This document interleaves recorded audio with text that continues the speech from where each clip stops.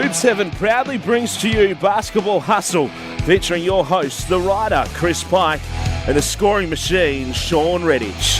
Now it's time for another episode of Hoops Heaven's Basketball Hustle.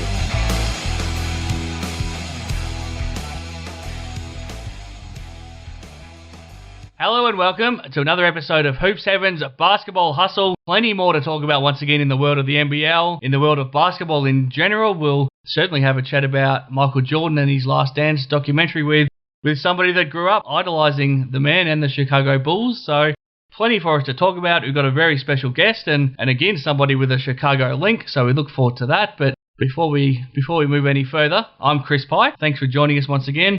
But the man you're all here to hear from, the Perth Wildcats legend, the creator of Redhage basketball, the scoring machine, Shawn Redhage. How do I find you this week?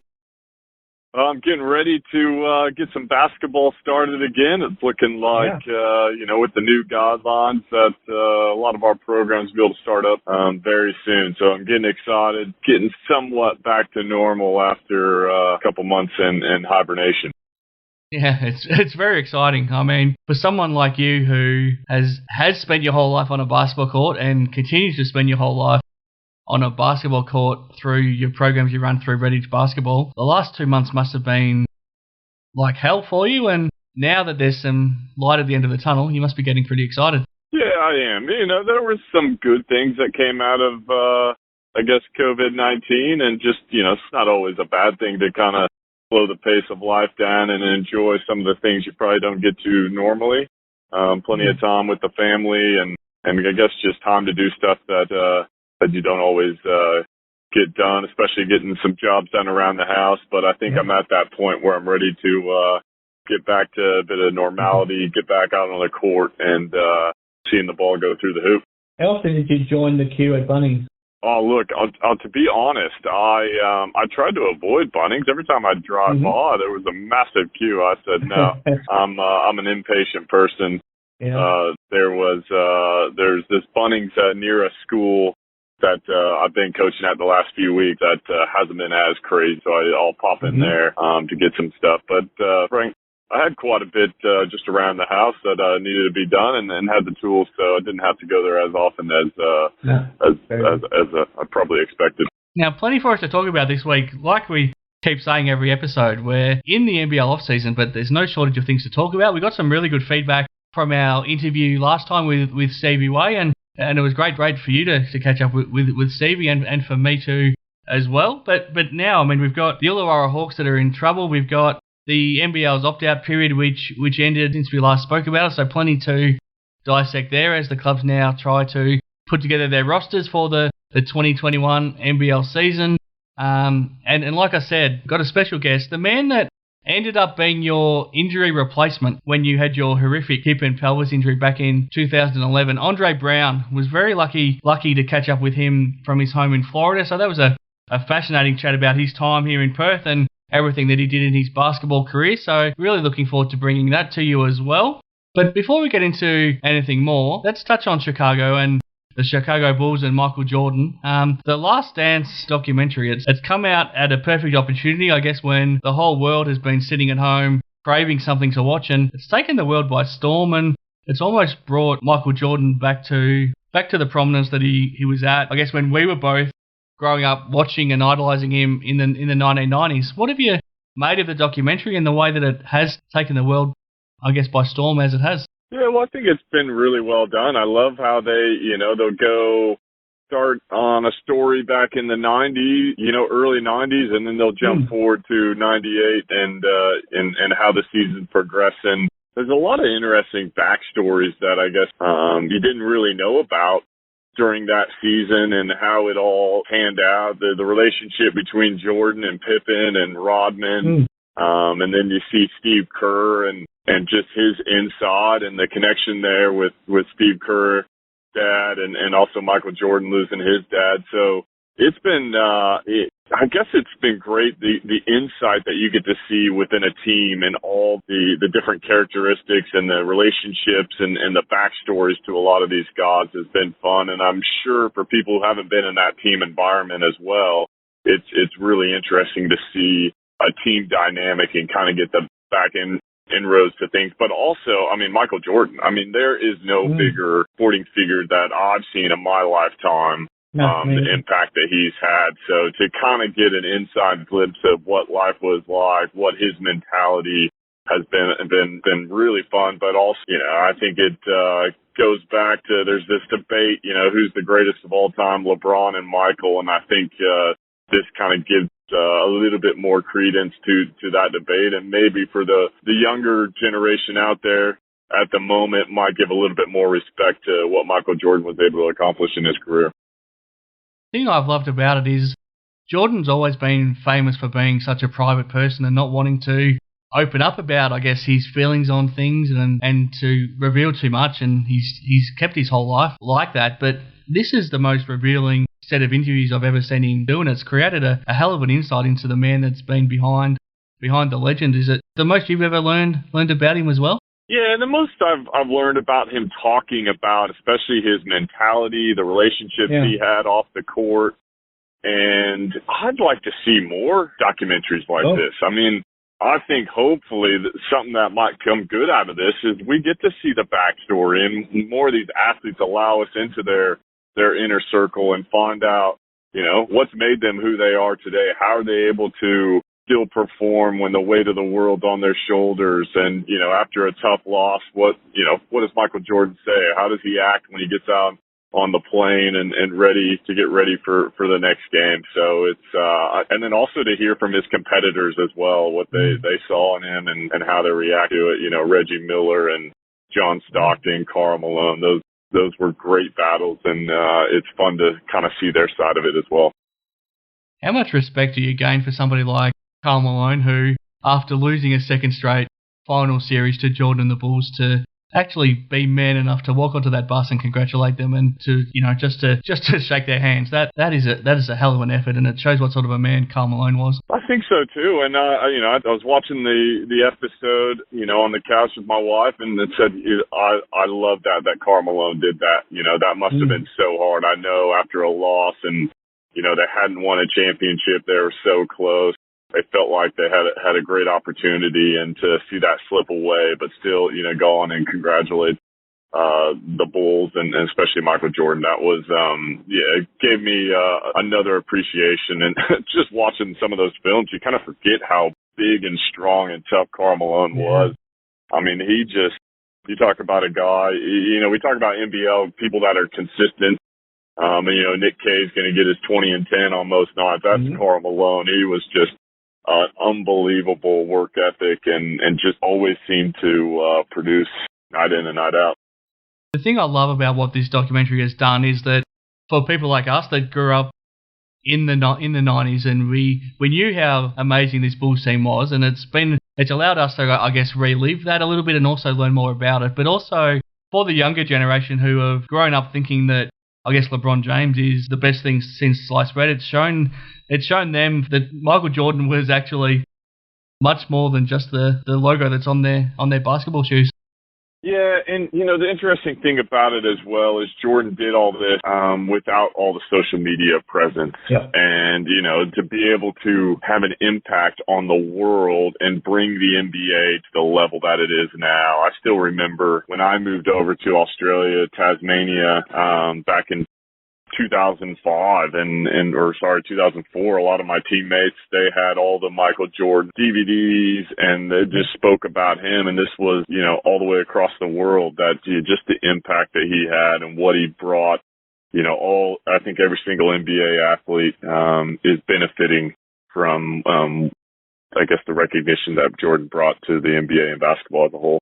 Obviously, in Nebraska, you didn't have your own NBA team. Were the Bulls always your team growing up? Yeah, we had them on Channel 9. We had the Chicago TV station. We watched the Bulls, and I watched the Chicago Cubs anytime they were on. So it was, I got to see Jordan go through that era of, trying to beat the Pistons and finally get over the top, and then win the 3 championships, retire. That was right into when I was starting to get into my basketball. So it brings back a lot of special childhood memories. Did you ever get to see him play live? No, I never got to see him play live. I mean, I didn't go to it. My first NBA game, I think, was when went to college and got to see the Phoenix Suns play there, living in Phoenix in Arizona. So, but it was, I didn't get to see many live NBA games. So I never got to see a chance to see Michael Jordan in person, which is probably something I wish I would have had the opportunity. But, I still a lot of great memories of, him. Just one thing I just loved about him, he just seemed to always hit the clutch shot. And, if there was a basket to be made, there was no one else in the world you wanted the ball in the hands of Michael Jordan. Yeah, and I just don't think there's anybody that's ever walked the earth that has that same competitive drive to just have to win at everything he does. And I think that's just what's been highlighted through this, that he'll just win at all costs. And if you're his teammate, you have to come along for that ride with him, or else he just won't tolerate anything but that. And I think this has highlighted that, and it's been fascinating to watch. And also some more insight into that from a Chicago native, Andre Brown. I'll speak to him about it later on. He's got some good insights to provide as well. Let's go a bit closer to home now, Shawn. We'll talk about the NBL opt-out period, which finished since we did our last episode. And at the time, it looked like it was going to be disastrous for the NBL. But in the end, obviously Bryce Cotton, Nick Kay, Casper Ware, Xavier Cooks, and Matt Hodgson were the 5 players to opt out from their contracts after the pay cuts up to 50%. For each players were implemented for the upcoming season. Since then, Matt Hodgson has opted back in at the Brisbane Bullets. I think we can assume he's signed a new contract, so under new terms, he's going to remain at the Bullets. And we spoke to Cam Glidden actually, obviously, last week since we spoke to Stevie Way, and so sorry to forget about Cam, but Cam was even when we spoke to him last week pretty confident that Matty Hodgson and the rest of that Bullets team would be able to stay together. So, I mean, it's actually not looking too bad now for the league. Now that these players can renegotiate a new deal, we might not end up losing as many big names as we thought. Yeah, it will be interesting. I think the thing is, too, getting some of those big names potentially back from Europe. But it's good that Matty Hodgson is going to stick around. Obviously, I think there was a bit of worry Will Magnay, might try and go overseas or apply his trade in the NBA potentially as well. But so, Brisbane, I think, is looking good as long as they can get two solid imports. I think they're going to be competitive and have a real good chance next year. I think with those guards and the bigs that they have, it's that's a good combination, especially with only 2 imports.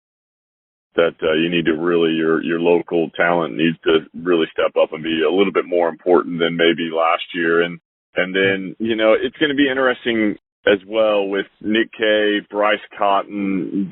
Now that they're coming out and saying they can actually renegotiate, I think there's some pretty good chances that those guys will stick around. I mean, we know they're both still here in Perth. Casper Ware, we'll see. Xavier Cooks, I think my guess on them is they're going to explore it a little bit more and maybe they'll sign late. But the fact that these guys can now renegotiate, I think, is a good sign that we could see them back in the NBL, which is what everyone's hoping for. Yeah, and I guess the Perth Wildcats listeners that we've got are pretty keen to find out what's happening with Bryce and Nick. Are you more and more confident every day that one or both of those two will end up coming back to Perth for next season? Yeah, I think so. I think at least they'll get one of them. I don't know. I'd have a feeling I'd be more inclined to say they'll get Bryce Cotton than Nick Kay. I think Nick Kay's at that point in his career where he just kind of wants to feel, can he compete at that next level potentially? Can he get to a top tier European team? I kind of liken him to maybe Matty Nielsen back when he was at the Sydney Kings and, probably the best Australian and maybe even the best player in the league at that stage. And then he went over to Europe because he'd kind of accomplished what he needed to here and wanted to have that next challenge. And that's where I think Nick Kay is. He just wants it. It's not obviously the money thing hurt, but I think it's also a challenge thing for him. Whereas I think Bryce Cotton is, the guy's played in the NBA. He's played over in Europe. As long as they can get the financial considerations. I mean, he loves it here in Perth, so I think he's more likely to stay than Nick Kay.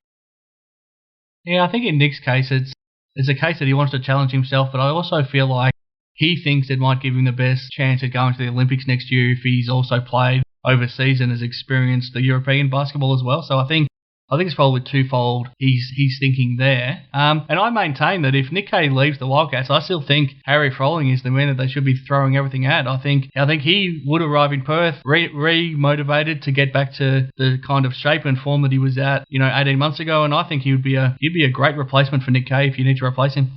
Yeah, I think it's a good point for Harry. It's just a matter of what's his mindset. Do you want to come in as we saw in that rookie season where he was determined to kind of, mark his stamp on the league and show that he belonged, or is he going to take a step back where we saw in year two? And we don't know what's happening behind the scenes and all those things. My guess is there was some internal friction there that didn't allow him to play his best. So it would, we've seen a few guys that be able to come out west, and I guess the strong culture that they do have there at the Wildcats helps them to kind of really hold them accountable and propel them to that next stage in their career. We've talked a lot on this show over the last 7 or 8 months about the Cairns Taipans and how well they did with their 3 imports. Obviously they could only bring 2 of them back now under the new rules, but Cam Oliver won't be one of them. He's signed in Europe, so he won't be coming back to the Cairns Taipans. How much of a blow is that they know that they won't be able to bring him back?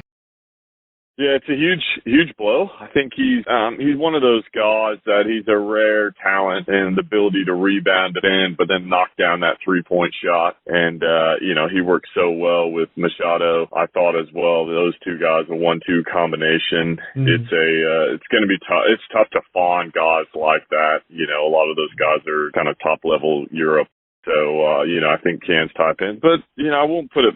Cairns they seem to always find really good imports.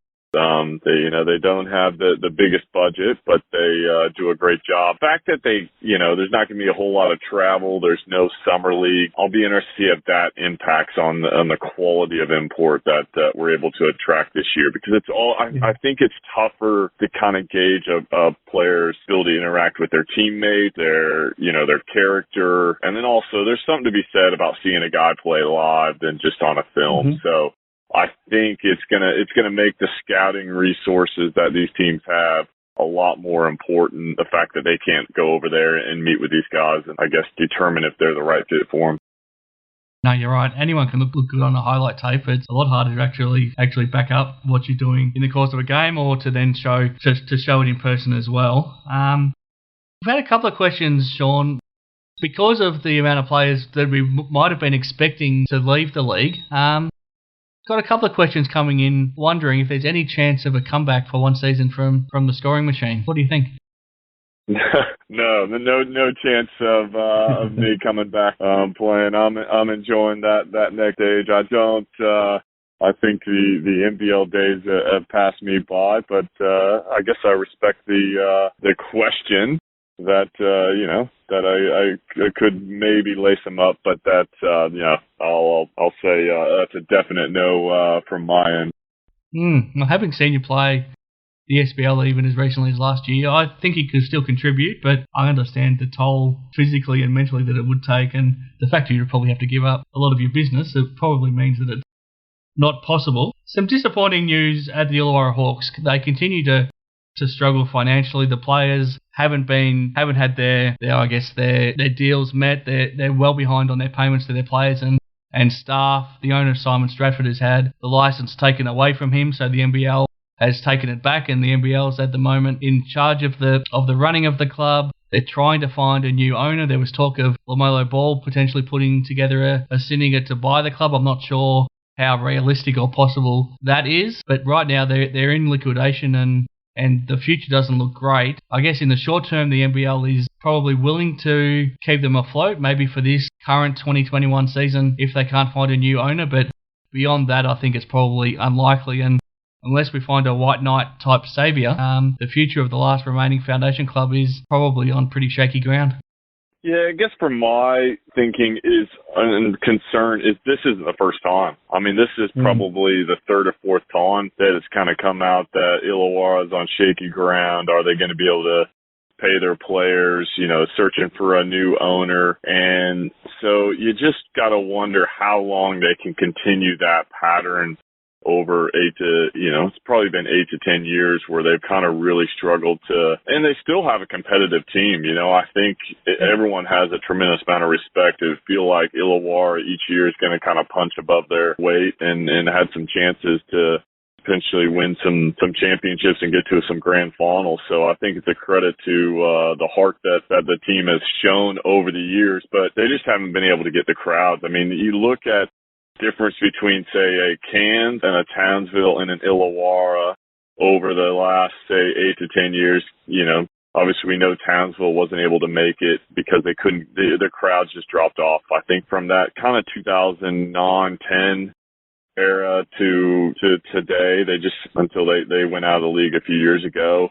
Illawarra is in that same boat. The one thing Cairns has been able to, I think they can survive because they're filling their stadiums. But if they're only going to get 2,000-3,000 people to a stadium and they're trying to compete with a team like the Perth Wildcats who get 13,000, or the Sydney Kings who are drawing 10 to 12,000 on a weekly basis, it's just going to be so hard. And then you don't have it's a smaller town anyway, so you don't have those resources and those big companies that are willing to throw some big dollar to their corporate sponsorship. So it's always going to be hard, but they really need to get that support, but they haven't had that for a long time. So, hopefully they can get someone in there that, can drive some passion, get some fans back in the game. But, if you had to ask me what's going to happen down the track, I would think that maybe they'll look at relocating, at some point if they can't get the sport over the next year or two.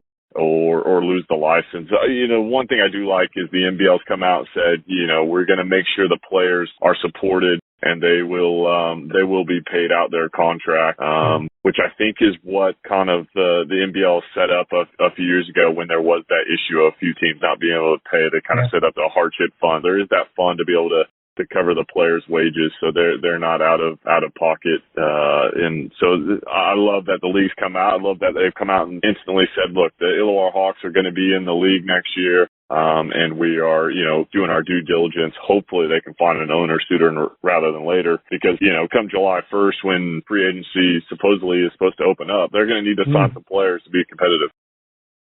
Yeah, I mean, no one wants to see them leave. They've got such a rich history as a club, but I guess there just comes a point when we're seeing, like you said, the massive crowds in Perth and Sydney and Melbourne. The Adelaide crowds have gone up. The Cairns stadium is pretty much at capacity. Brisbane seems to be on the improve. The Breakers, now they're playing at Spark Arena, are getting terrific crowds. The whole league seems to be moving in a positive direction, and the Hawks just seem to be the one club that isn't. So I think there just has to come a point where you cut your losses, and as hard as it is and as big of a blow it will be to a lot of people in the region and involved in the club, but maybe it just has to happen because there's not much evidence that even if a new owner comes in and is willing to support them, that the community is going to turn out and force to support them. So yeah, let's hope that's not the case, but I think the writing is on the wall where whether it's in the next 12 months or 24 or 36 months that they either probably have to fold or relocate, and it's going to be tough, but yeah, I just think it's probably got to a point now where it's not going to change. No, I think you're right.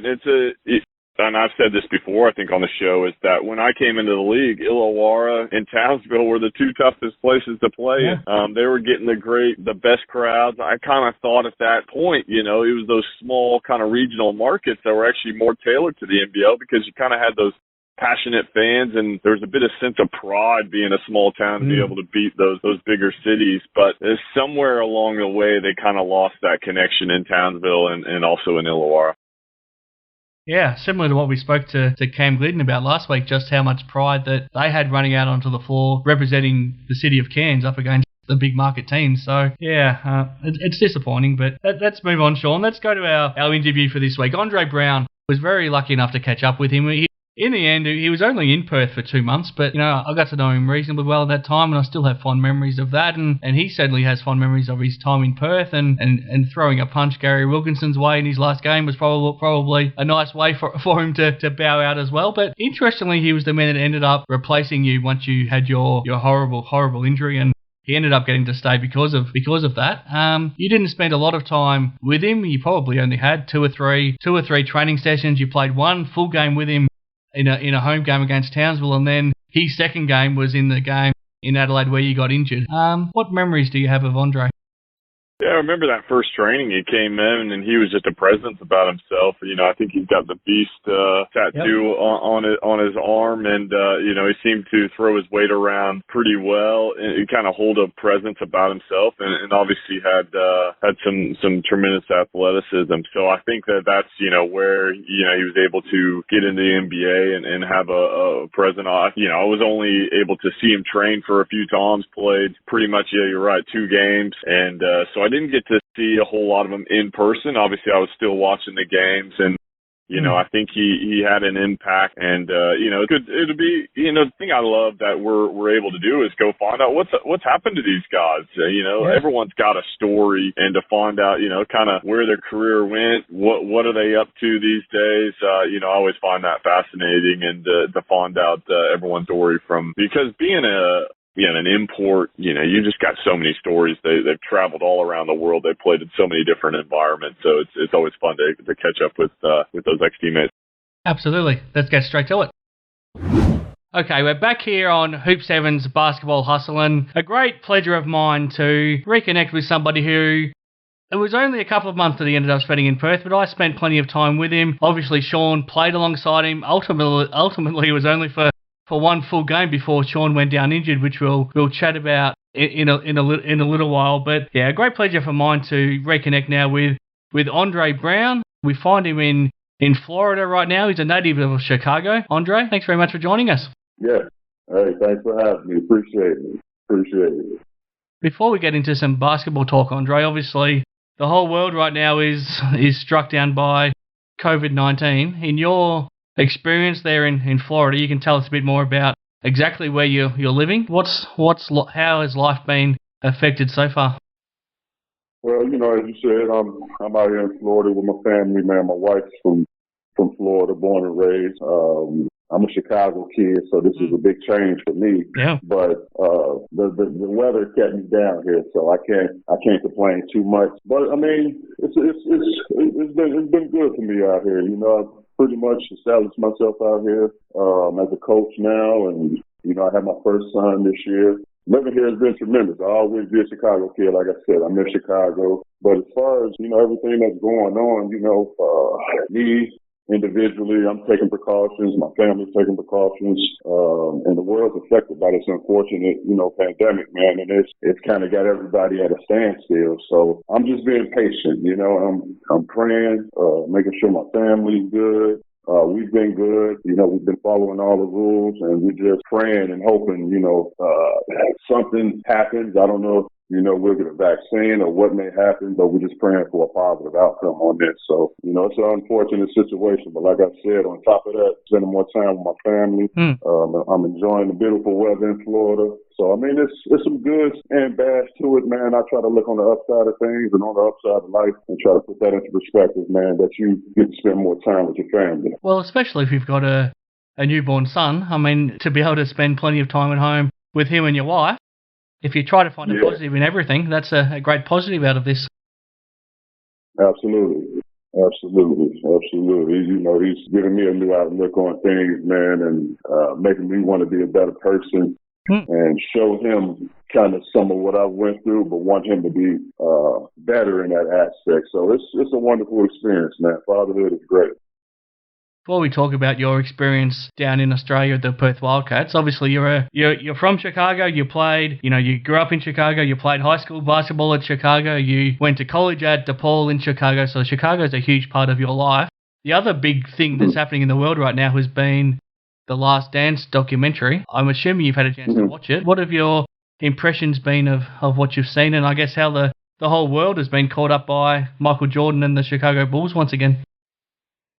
Well, I mean, like I've mentioned before, I'm from Chicago, man, and Michael Jordan's been huge, man. I've been watching Michael Jordan since I was a kid, man. I remember when they, won their 1993 championship and how the city just went crazy. Yeah. They were, the police had to shut down, certain streets in downtown. So it was a crazy time, man. And looking at The Last Dance just kind of took me back because when I was a kid, I used to collect Michael Jordan basketball card. So I was always a big fan. I always admired his game. He was competitive, man. And seeing that in another person, it just kind of gave you fire to want to go out and do what he did or kind of get close to it. So it took me back, man. I mean, Michael Jordan to me is at the top of that list, man, and everybody else following. You know, it's a good time now that they're showing this. You know, while everybody's inside to kind of show too how great of a player he was, and also, you know, for the new generation, you know, who never got to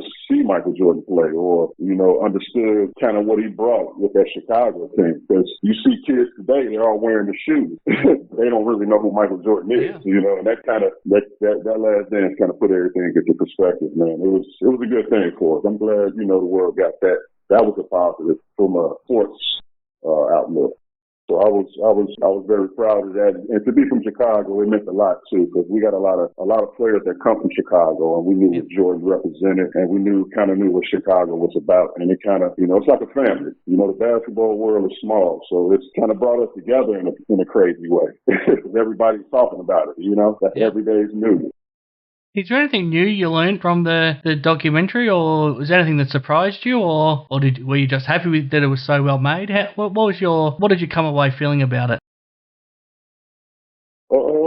Nothing. The only thing that kind of surprised me was I didn't realize that Scotty was underpaid. Scotty Pippen from all this time, because I knew how good he was, and I knew that he complimented Michael Jordan so much. You saw so many things in Scotty that you didn't see, and I didn't know that. That kind of threw me for a loop, because that was surprising. I thought he was, you know, at least the second highest paid player on the team, but he wasn't. He was like the fifth or the sixth, and that's crazy. Yeah, but everything else wasn't a surprise. You know, Jordan, people mention Jordan as a teammate, and BJ made a strong argument or a truth that, I mean, he couldn't be that nice of a guy to really have that killer mentality. What guy do you know is the nicest, you know? You know, he means well. You know, he loves his teammates at the end of the day, but when it comes to one win, you can't be nice. And that was, I don't think that's something that people saw, you know, or understood. So, but it was great, man. It was great. I'm not gonna lie. It just took me back, because I used to have all the Michael Jordan tapes and all the everything when I was a kid. So seeing clips like this, me too. We caught that phase down under even. Yeah. So it was fun, man. It was fun. I'm mad it's over. So I wish we had another 10 episodes. Almost seems like it wasn't enough. It needs 20 episodes, man. That was a long season. Let's take a look at your own journey, Andre. Obviously, after your time at DePaul University, where you had a terrific career, you started out playing in Italy, Montenegro, Korea. I think you had a stint in the G League as well. And then life brought you to the Perth Wildcats. Obviously, during that 2010-2011 season, I think you firstly arrived because Matty Knight got injured, and then you ended up staying once Shawn Redhage got injured. Ended up being 2 months. You went to a playoff run, and I still remember that 3-game series against the New Zealand Breakers, and you had that remarkable win over in New Zealand in Game 1, but then Kirk Penny, that game that he played in Perth is one of the all-time great NBL performances, and then Game 3 just didn't go to plan back in New Zealand for you and the team. I guess, first of all, how did it come about that you were the man that ended up arriving mid-season to try to cover for those injuries? If I think back, man, I think I was sitting home. I'm not sure why in particular I was home. I think I was somewhere else, and maybe the season ended or something like that. But I remember my agent calling me about Australia, and my first initial thought was, they got basketball in Australia? You know, I'm like, I've never been to Australia. So it's like, no, they got basketball. You know, it's a big league. You know, I did my research. You know, I saw how strong it was. Saw that they had guys like Kirk Penny. And I believe it was, I remember, I didn't know Andrew Bogut was from there. And there was another kid, too, another tall kid. I want to say he played for the Kings. He was like 7 feet. I forget his name, but he was nice. And I'm like, okay, they got a pretty nice league. And it was me coming over there was one of those, I didn't know I was going to be there, you know, longer than I was. I'm going to come over here, you know, do my mock, fill in for this guy and leave and get out. But, you know, unfortunate incidents happened with Shawn, and I ended up staying. So that to me was good because, you know, I felt appreciative and, you know, the team wanted me back. They kind of vouched for me and, you know, I was willing to stay. I was just mad that, and me in particular, no one knew. I was upset at the fact that I didn't have more time to prepare. Sure. And more of a time with the guys because those little months, they went back quick, man. And I wasn't in the best shape as a player. I wish I was there for the full season to where as though I got acclimated with the climate change, and everything else. Cause it was different for me. I took 2 planes to get over there, like 22 hours. So I remember coming in, I played good the first game against, Big Luke Spencer, who was there. That's right. 7-footer. So, yeah, you know, they had some good players, man. It's a tough league. It was a tough league, you know, and I had a great time outside of basketball. Like I was telling you in the conversation earlier, like the people were nice, man. They welcomed me in with open arms. It was fun. I was doing things I've never done. Like we did that banquet where we danced on stage. That's right. I think it was league show. It was a fun time, man. It was like a last. I forget what it was, like we did like a play or something like that. So It was fun, man. I had fun with those guys, you know, and just hanging with a team like that it's kind of, what's the word I'm looking for? It was good, man, because I've never been around a team like that where everybody got along with each other. I mean, from the first guy to the last guy, and the coaches were cool. Coach Burley was cool, man. So, like I said, I wish I had a longer time there. And you mentioned the New Zealand game, which was a crazy time because that place can get crazy. And I didn't understand a lot of the culture with the New Zealand and the basketball and seeing them do that dance before. That was different for me. But it was a good game. They had some great players too, man. I was just frustrated, man. I wasn't playing well and I was always taught to stand up for my teammates and unfortunately it kind of cost us at a, you know, important time of the game. You had a running with Gary Wilkinson, was it? The redhead? Yeah. You know, he was talking a little trash. He was crafty, a crafty guy. Like I can't take anything away from that. That league was tough, man, and it's still good. I still follow it to this day because you guys, the league has gotten up there. You know, it's a big league, and everybody wants to come to Australia now. And it wasn't like that before, you know. But they're seeing that league is strong, and they're seeing the players that produce it. And you know, with the young kid LaMelo going over there. Kind of put it back on the map, you know, and it looks good right now. It looks good. Now, you touched on it before. I remember talking to you at the time when you first arrived, and you just come from, it was in Chicago, you were sitting in snow back home in Chicago, and you arrive in Perth in Australia, and it's pretty much 100 degrees Fahrenheit. How tough was that to adjust? And also, how much of a difference do you think it would have made had you been here for the start of the season and done the preseason, instead of having to arrive mid-season and, I guess, be looked at as the saviour to cover for the injuries instead? Well, being from Chicago, man, it snows every year, man. You're not going to go a year without snow.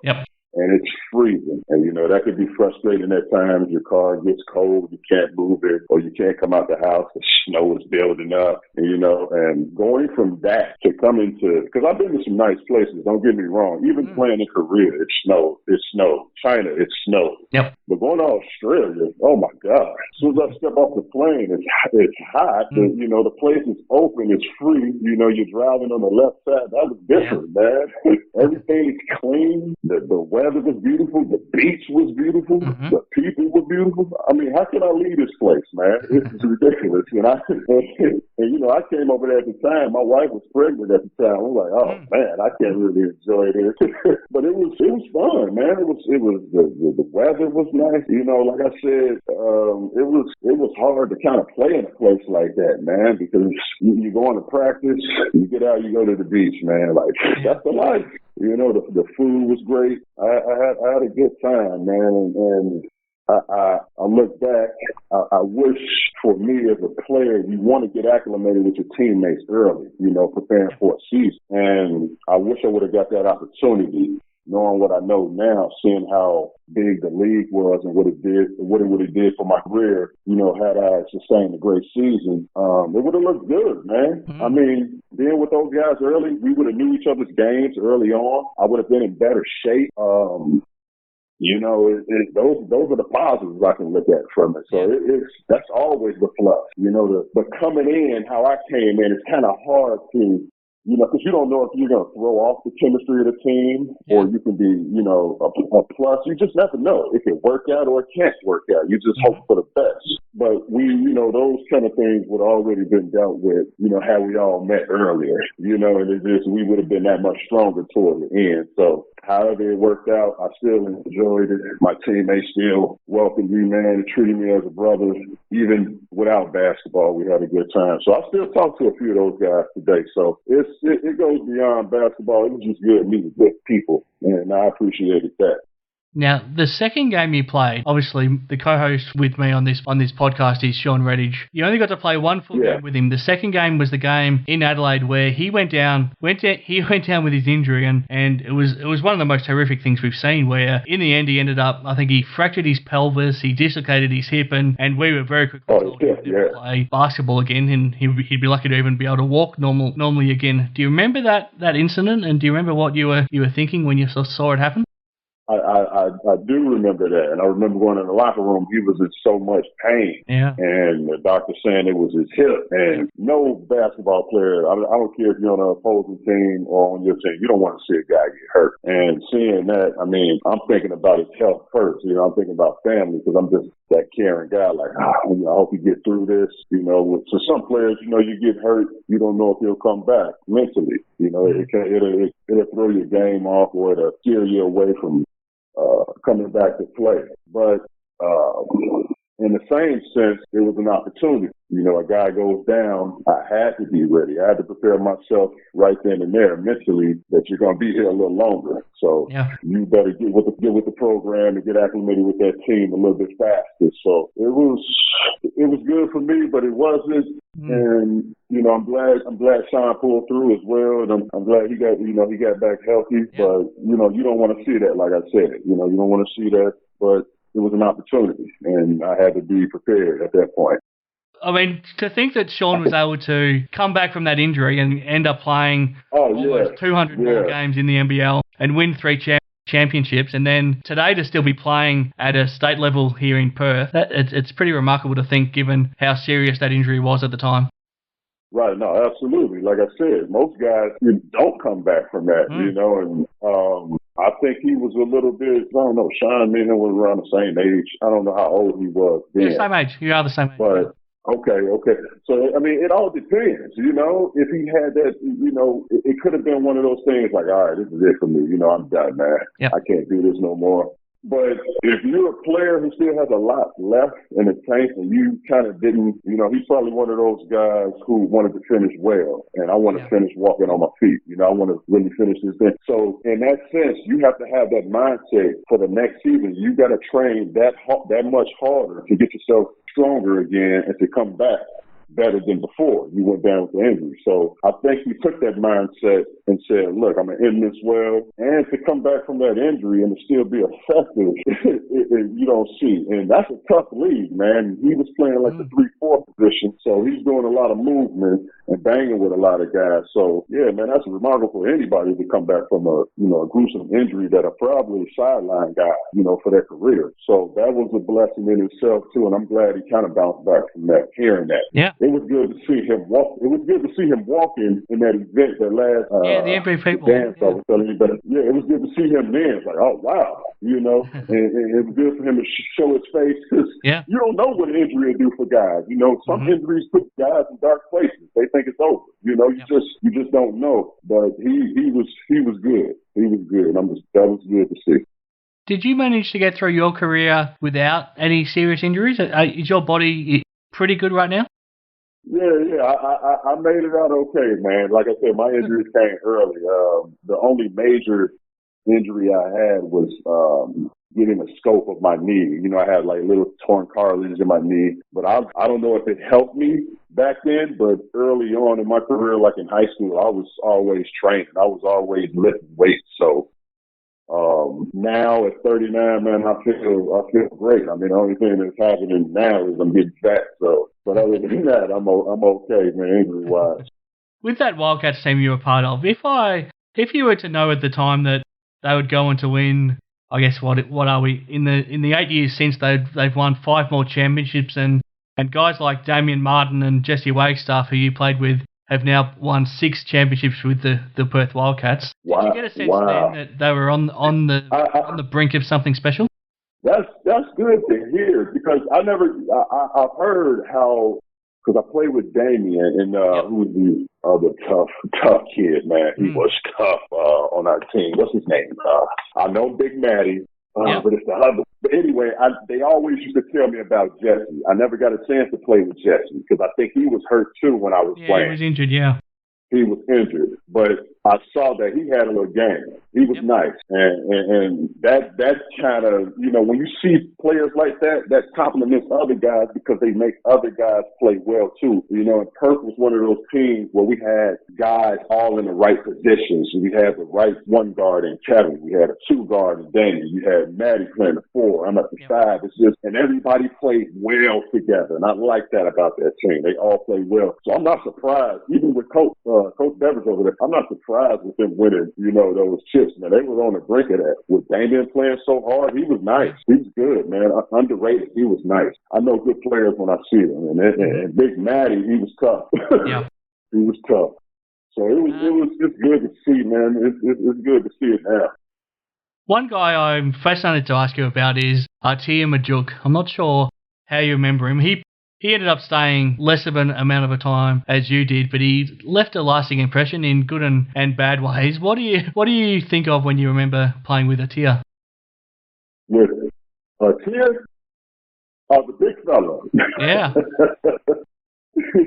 Yeah, he was funny, man. He was super young too. I think he was a rookie. He was just coming out of school. Yeah, he was. So you could tell he needed some grooming, but it was potential there. He was maybe 6'10", 6'11", long and athletic, and he had room to grow. And as a rookie, my mindset, my work ethic was probably a lot higher than his because I hung with guys older than me, so they always kind of groomed me into that sense. I remember some of the guys getting on him about coming late to weight training. Damian and those guys used to get on him, and I used to, come on, man, you got to kind of get a routine, but you don't want to, come in. You're the rookie. You can't be the last guy in the gym, So he had potential. I'm not sure what he's doing now. I know he stayed over there for a couple more years, right? Yeah, he's a fascinating story. At the end of that season, he got drafted by the Lakers, never ended up playing in the NBA. He went on to spend a lot of time in Lebanon, where he's now a citizen and he's played for their national team. But this past season, he came back to play in the NBL, and he was playing at the New Zealand Breakers. So it's good to see him back. But yeah, it's been a very interesting journey for a guy that was very interesting when he was here. Yeah, he was funny. He was definitely the laugh that we needed on a daily basis. He was a funny kid, man. He was a funny kid. Thinking of that final series that you did end up playing in, do you think that if it wasn't for Kirk Penny in that game 2 in Perth, that it was potentially a championship that got away? You know what? I think so. They were the only complete team with him. He made everybody better, and he was the only advantage he had over Kevin. He was bigger, and he got experience, and I didn't know he could shoot it as well as he could shoot it. So you take him out the picture, those other guys, those other role guys, now they got to play basketball, because he's been making it easy for you guys. And we had a better team. We had Damian is a tough guard, and we had one of those guys in him. I can see us winning that, even with my antics, man. Me on the outside looking in at the team. Yep. We had a good team. That was a good team, and I saw every player in Australia at the time. We had a good team, man, a great team. So yeah, I think they would have won that easy. Another thing, I think, I'm testing my memory, but I think you were part of it just before you went home. The team took a tour of the new arena that was being built. Do you remember that? I think you were part of that, and it's remarkable to see what's happened since. And virtually every single game in the 9 years since, it's been completely sold out with 13,000 people in that new stadium. No, I didn't. Was the new stadium? I didn't get to play at the new stadium. I don't think. I think we went on a tour while it was still being built. I'm not sure if you were. Right. I had. Let's see, we had seen like a blueprint or something like that when I was there, but I never got the chance to actually play on it. But to see it was. The blueprint was crazy. Like that, I thought the gym they played in already was phenomenal. But they saying that you can put more people in here, and I didn't know. Like I said, I didn't know Australian basketball was that big, man. Those stands filled those stands. It was not an empty seat. Like basketball is big over there, man. And you know, and for Perth being the organization that they are, they needed a stadium like that because they packed those gyms. That was good to see. That whole basketball atmosphere is just crazy. That's a good place to play. If you're a player, you want to play in places like that. Is it on your bucket list to come back to visit one day?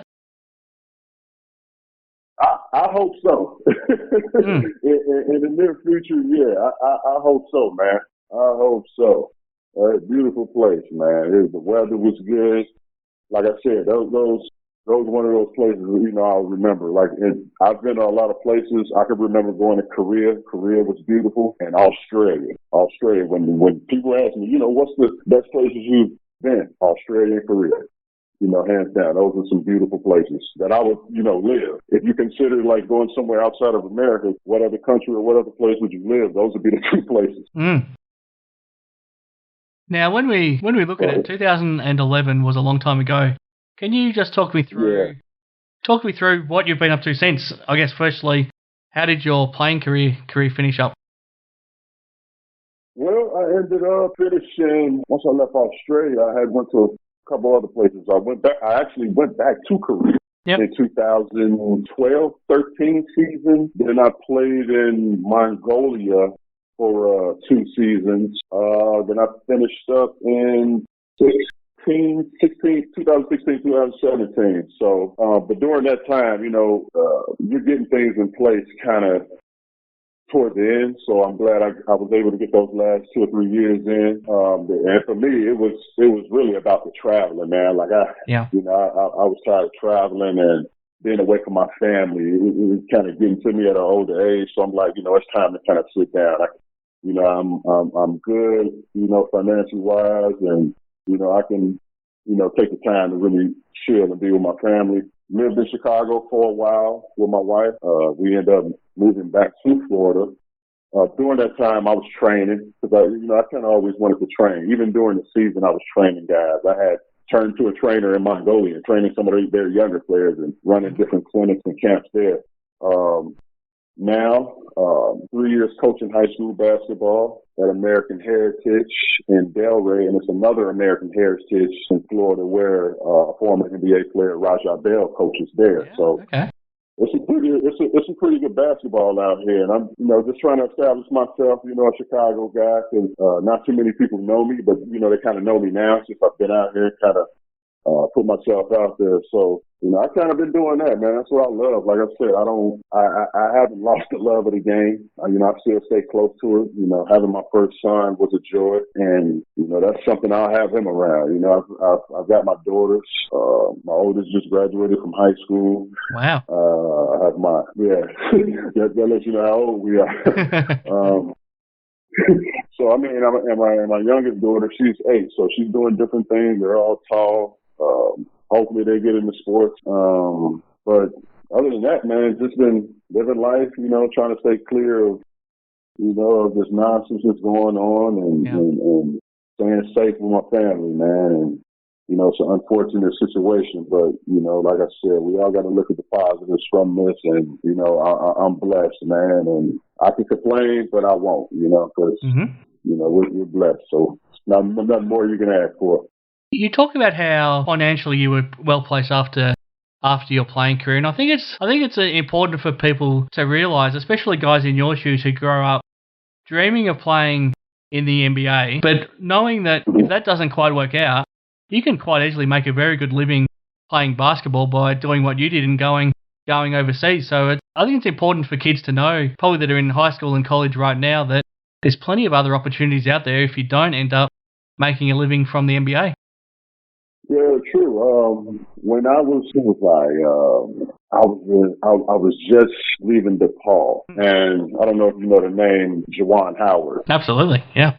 He's played in the NBA for a while, and this was one of those times where I was like, yo, I'm an NBA player, man. I'm not going overseas. I can't do it. I'm an NBA player. It's like, yeah, young fella, don't worry about it. And he's always been my advisor since then. He was the first guy that gave me my first two suits to wear when you travel. So he was always a guy that I would go to for advice. And he was like, yo, young fella, don't worry about it. It's okay. We know you're an NBA player. Just go work on your game.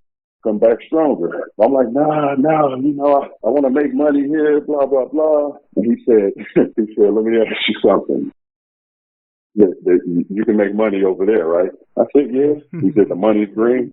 I said, yeah, the money's green. Well, go make that money and come back. The NBA will always be here. And from then on, man, I always was like, whatever opportunity that God blesses me with, I'm going to take it and I'm going to try to grow from that. And from then on, I started, I went overseas to Italy my first year, ended up playing with Mahmoud Abdul-Rauf, whose name, Chris Jackson from LSU, for guys who don't know, hell of a player.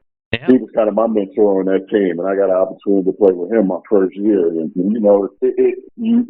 that's why I said I always had guys who were older and always advised me, and kind of groomed me into that guy. And I was fortunate, man. And it's opportunities everywhere. And and even if, in my mindset, because I come from a strong family, even if it doesn't work out, you got to have a plan B. You got to be able to know how to do something else. You can't just be limited to just, sports. And I've always had that in the backfield. Like, at first, I used to want to be an architecture, but end up playing sports. I got too big, and playing basketball, takes your attention from everything else. Like, it's got to be all sports, and this is what it is. I'm like, okay, whenever I retire, I'm going to do something I love, and as the years went on, I kind of gradually got into wanting to be around kids more, kind of wanting to give back and teach more, because more kids and more of the younger generation were coming to me for advice, and I'm like, you know what, I'm going to just be here for these guys and take that and grow with it. And, I never look back, man. Like I said, I want to grow with this, and this is kind of the second phase of your life, the second transition. Some guys can do it, some guys can't, but you got to have that motivation and that desire too, because like you said, even with basketball, there's opportunities everywhere, man. And everybody's not going to make the NBA. But like Juwan said, the money is green over there too. Mm-hmm. Coaching is now something that has no expiry date on it. You could easily do it for the next 40, 50 years of your life. Yeah, absolutely. End up liking it. Do you imagine coaching now being what you do for the rest of your life?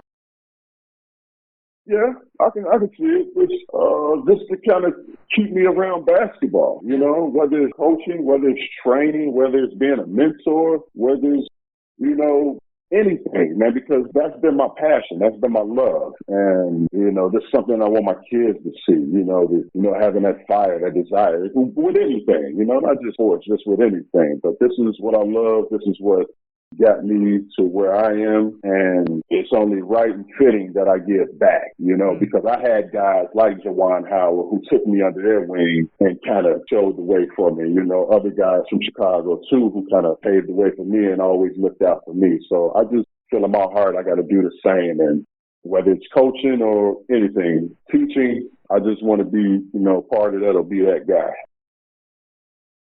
Would you consider going overseas again to coach, and could you come down this way to coach? We've got plenty of Americans involved from a coaching sense in the NBL right now. In Perth, Scott Roth is now an assistant coach. We've got Will Weaver as a head coach, and Dean Demopoulos has been down this way. There's plenty of opportunities. Yeah, like you said, if the opportunity presents itself, of course. And especially in a place like Australia, that's a beautiful place, man. And being around professionals and already having that pedigree and giving them kind of my expertise and things I can do to strengthen what they already have going on, man. That's kind of what I want to be a part of. So I'm open to any opportunity. This is for the love for me. I do this for free, man. I would play for free. This is for the love. I like being around kids, professionals. I talk to my coaches now, who've coached me in the past, just, to get advice, different things. It's a fun process because I'm learning all over again, from the other side, and it's fun, man. And yeah, I'm open to all opportunities. So I started this discussion asking you what it's like being the father of a newborn son. What was it like being the father of a teenage girl growing up? What sort of a dad were you, and what's it like now knowing that she's graduated high school? Oh, that's tough, man, because the girls are tough. The girls are, I think, a lot tougher than the boys. And from the baby stages, they're babies, and to see them grow up so fast on you, because having my daughter, I was still kind of playing, so I didn't see her as much during my playing times, but got to see her more when I retired. Building more of a father-daughter relationship and seeing her grow up and seeing her have boyfriends now and different things was crazy to me, man. I'm like, I don't know if I'm ready for this. So, but you look at it now, graduating, man. She worked hard, and you kind of are okay and proud to know that you was a part of that growth and a part of that process. And part of that, her path to getting where she is, and hopefully now she takes what she knows, further on down her journey, because she's young, man. She's got a whole life ahead of her. So, and even more so, having a 17-year-old, man. Like I said, I feel like an old man. So, but it was fun, man. It's fun raising my kids and being that dad, being that fun dad, man, and being a part of their growth and continuing their success. Is all I try to do. Those potential boyfriends, have some of them been pretty scared when they open up the door and they find you standing there? Fortunately, they haven't come my way, so it hasn't been really none of that. I haven't met them. It's just phone conversations, but not personally. She's already given them the 411. My dad's big. He's 6'9". You don't want to come over. So they take the advice. As long as you're home by 11, I'm good with everything. As long as you're home by 11. Very good, very good. Andre, it's been great catching up. I could keep talking to you all night, but I do need to let you go. But I'll make sure we stay in touch, and I hope that everyone has enjoyed getting this chance to sort of catch back up with you. And I guess a lot of us saw you for that couple of month period, and didn't really get to know a lot about you or what you've been up to since. So hopefully everybody's enjoyed listening to this, and hopefully it was good for you to do some travelling back down memory lane as well. Yeah, it was. It definitely was, man. You definitely took me back, and I appreciate you for having me on. And I just want to say hey to everybody who's listening. God bless you guys. Stay patient with it. Pray. We're going to be okay, man. I miss Australia, and thanks for having me.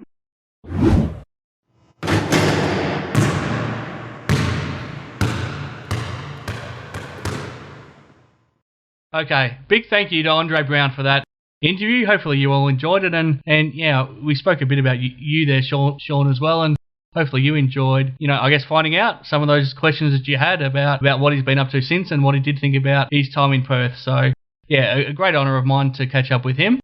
Now let's move on to things closer to home, Shawn. You were getting prepared to play another SBL season in Perth with the Perth Wildcats Hawks. You were there for the pre-season blitz, and the season was meant to start the next week, and then all of a sudden it was postponed, and now, as of last week, it's been cancelled for good. What's your reaction to the season being called off, and do you think it's the right move, and what sort of an impact does it have on you personally? Yeah, look, I think it's disappointing, but I think also is to be expected. You saw NBL 1 come out and cancel theirs pretty quickly. I think you got to realize that the SBL program there. They're pretty expensive for these clubs to run. Yeah. And obviously everyone is passionate about it. But when you've got, a lot of the junior sports and the domestic comps not being able to currently run, it was just going to be a huge drag on a lot of these clubs as well. So I think to kind of set them up for the future, who knows what the comp was going to look like. You're not going to most likely have fans either. So I think it's the right call by the SBL to cancel. My understanding is there might be something in the card as a replacement for the SBL.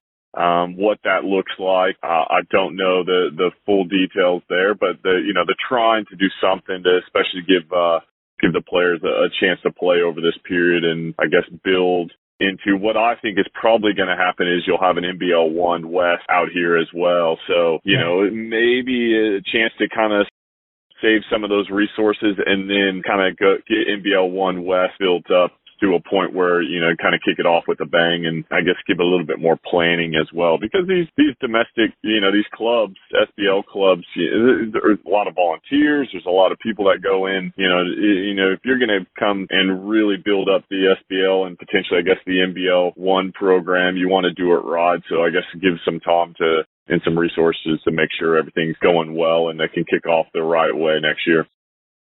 Yeah, I think it was the right decision just because there's no way for a club to make money through their SBL program if crowds aren't allowed to come to the building. So what's the point of paying for the competition to go ahead when you won't be able to have imports anyway? There's no way of making money through it. No one's going to be able to see it unless we stream the games, and that audience is going to be pretty limited and certainly not a money-making audience. So, yeah, I think for the clubs, for them to focus on their wobble programs and their junior programs for the the coming months, and once the restrictions are lifted and they're able to open up their courts again, I think that's probably the smart move. But from a player's point of view, especially guys, I guess, preparing back to the NBL next season or trying to break into the NBL, now that there's no state league competition anywhere across the country, what sort of an impact does that have on the players that they basically can't play at all this off-season? It's hard. I mean, you see some of those guys that do play, and it really helps them going into that next NBL season because they're already in game shape. They've got game conditioning. They've been able to kind of have the ball in their hands a little bit more, so they've got a little bit more confidence when they step on the court at the NBL level. It'll be my guess is some of those guys will miss out on contracts because coaches aren't able to see them performing on a weekly basis. And, obviously we've all been out of the gym for a while, so it's going to hurt the skill levels there. Yeah. So that from that point of view, and then you also look at the guys, kind of those NBL 1, your 8, 9, 10 guys, or NBL 8, 9, 10 guys that kind of go and play in the off season, earn a little bit extra cash and, able to stay in shape. They no longer have that. Plus they've taken, up to a 50% pay cut.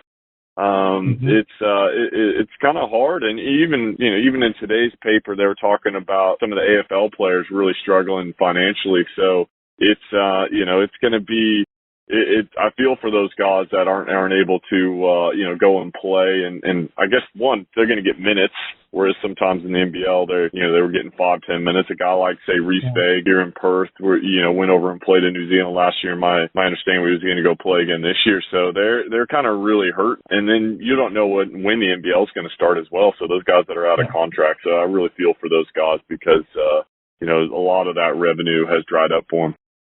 Could this also mean that we've seen the last of you playing at this level? Would you consider coming back next season, having 12 months, completely out of playing the game? Oh, look, I think for myself personally, I take it kind of day by day. So, we'll get across that bridge when we need to. I guess down the track, I'd probably say November, December. If you urge to play, you kind of you assess the situation there. So I won't say definitively this is the end, but I guess it is a possibility. It's always tough, especially at my age to come back after you've been out of the game for a little while.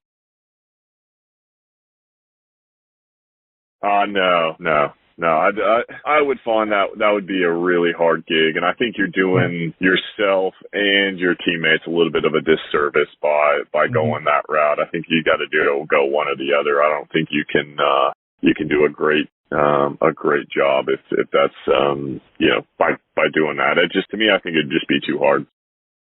I think you're right, but I thought I'd throw it out there. Let's wrap things up, Shawn. It's been a big show. We've had plenty to talk about. And when we throw in the interview with Andre as well, it's been a huge episode. So yeah, plenty for us to still dissect, even though we're in the off season. And one thing I want us to try to have a crack at moving forward in these off season episodes is pick some of our all-time best teams. A lot of people have been doing that in I guess this isolation period, and whether it's our all-time best all first and second Perth Wildcats teams, or the best imports that you've played against, the best Australians that you've played against, we'll come up with a whole list of different teams and different players. I just thought it might be something to get some interaction going with our listeners, and also to get our minds cracking. And I know that it's something you enjoyed, trying to have a go at picking your best teams. We've had a lot of discussion about if Bryce Cotton or Ricky Grace is the best Wildcat of all time, and discussions like that. So we'll put our minds together and think about all the different type of teams that we can pick, and we'll do one different one each episode. Anything really stick out that you'd be looking forward to putting your mind at for that, Shawn?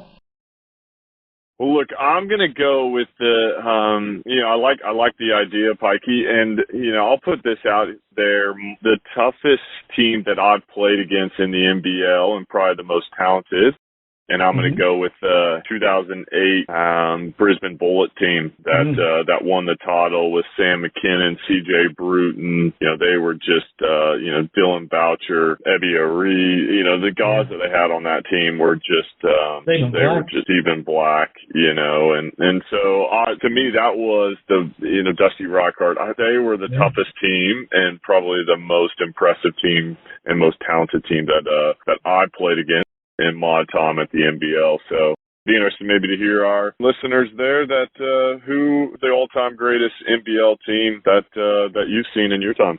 Yeah, let's throw that out there for this week. That's a great way to start, and then we'll come back with something else next week as well, and get some feedback on that too. So been a big show. Thanks to Andre Brown for joining us. Thanks again, Shawn, for your thoughts on a whole range of things, and hopefully everyone enjoyed tuning in. And thanks again to Hoop7 for making it all possible. Head to hoop7.com.au to get all of your basketball gear. I've noticed that they've got some old 1990s Chicago Bulls gear. There's a 1996 NBA Finals Bulls jacket, which, Jesus, if someone wanted to buy that for me, I would almost never take it off. So some amazing things there at Hoop7, so make sure you support them. We'll be back again with a big show next time, but as I leave you, what can we have some final thoughts from the scoring machine? Well, I'm just going to go straight out there. We talked about this, obviously Jordan and, Michael Jordan is the greatest of all time. I have some arguments with my coaches. Most of them are a lot younger than me who think LeBron James, but hopefully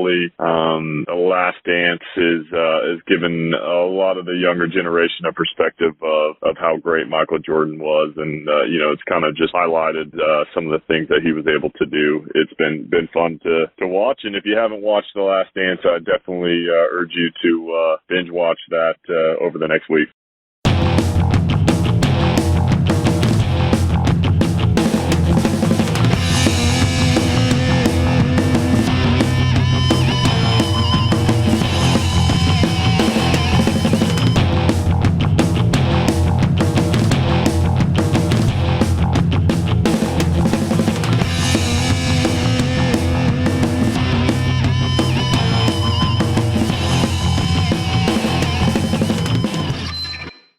Bye, have a great time.